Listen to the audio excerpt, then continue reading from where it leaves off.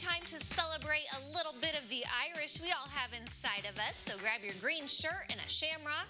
It's happening in your community, the St. Patrick's Day Parade with Walk to End Alzheimer's. And Lisa Majernik is joining me now over Zoom. Lisa, we appreciate you being with us today.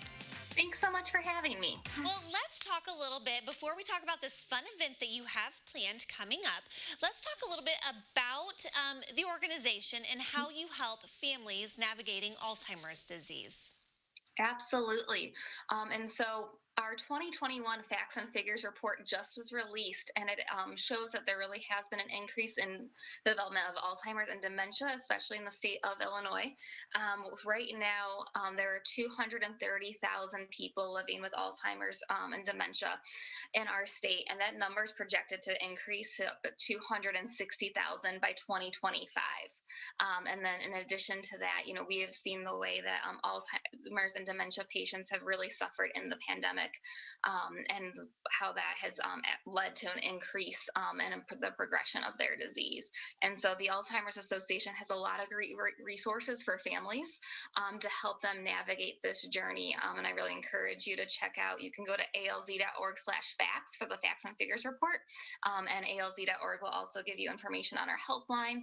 And we have a lot of great upcoming programs, including our Spring into Healthy Living Day that is March 18th, so the day after St. Patrick's Day, where we have educational webinars throughout the day in English and Spanish.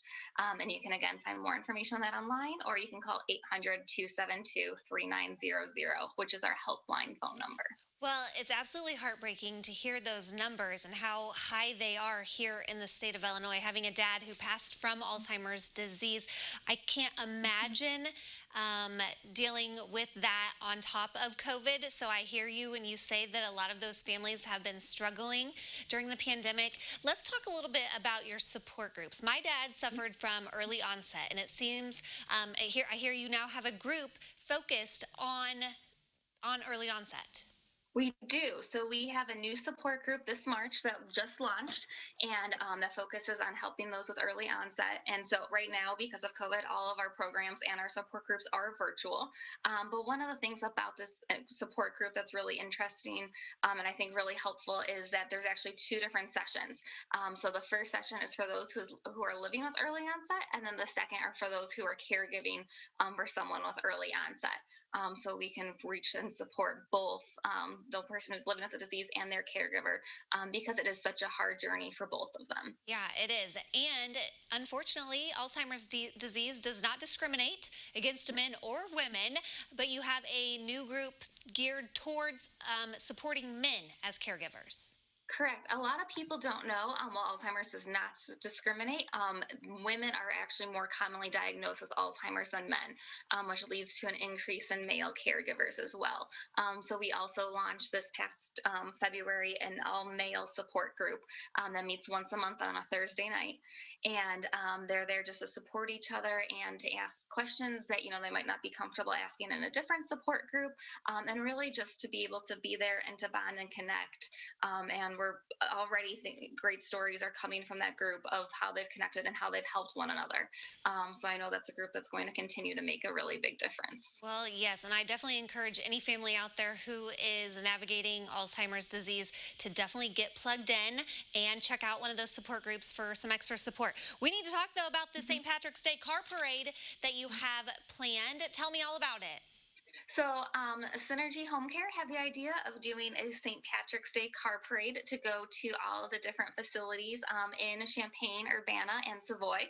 And we're really excited about it. It has been such, St. Patrick's Day is about the 1-year anniversary of when everything shut down. And so we're really excited to use that day to go around and spread a smile to a lot of seniors' faces.